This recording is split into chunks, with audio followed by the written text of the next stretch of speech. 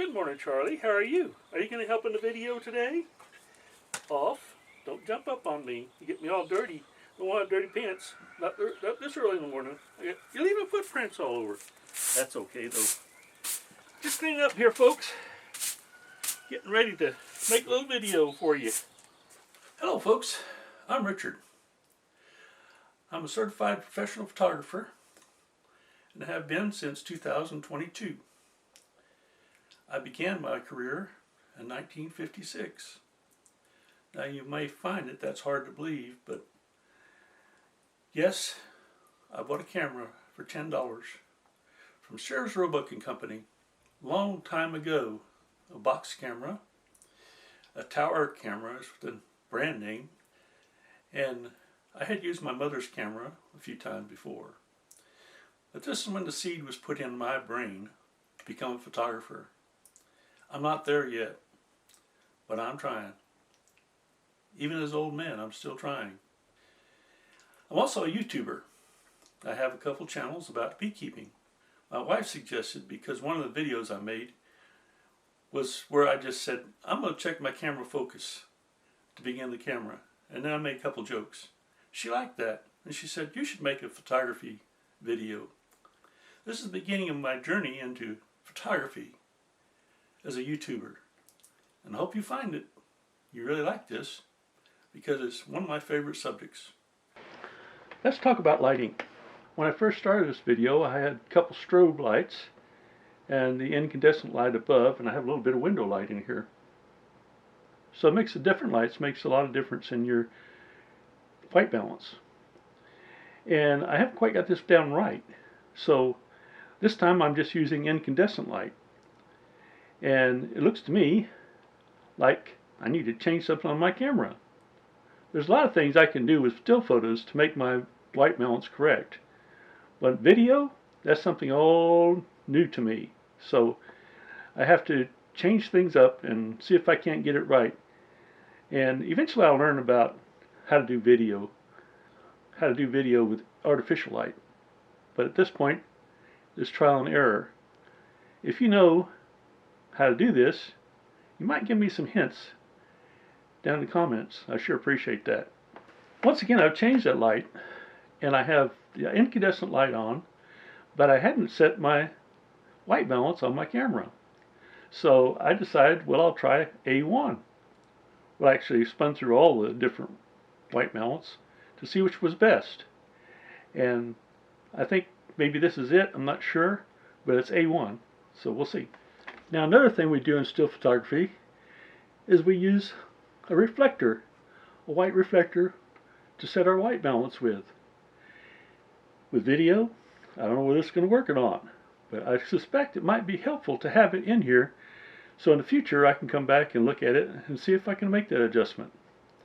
Wow, I think this might be a good starting place about photography, because already I'm bringing up lots of questions for not only myself, but for you, about how to do video. And we'll talk about how to do photography. There's lots of things we can talk about. Shutter speed, aperture, lighting. Yeah, we'll get all to them. Right now, I'm just trying to figure out this video. And I hope this helps you figure things out too. If it's helpful to you, please do subscribe, because that's the way this channel is going to get going. And I really want it to get going. So there's lots of things we can do in photography. It's been said that the best camera is the one you have. So you can start with that. And we can talk about newer cameras as I research them. And I continue on with my YouTube channel and photography and all about that. I sure would like to know about these newer cameras we have that are mirrorless. I really like my mirror camera, but it's noisy, and it's big, so maybe a mirrorless camera will be the way to go next time. I'm not ready to do that yet. Mirrorless cameras cost a lot of money, and I don't have a lot of money. So we'll move from there.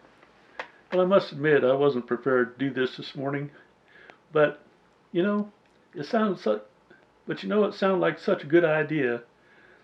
It's something that I really like. I've been doing it for years and years and years and years and years. And so As you can see, I changed my computer here. I had to get a picture on the computer. This is a newer computer.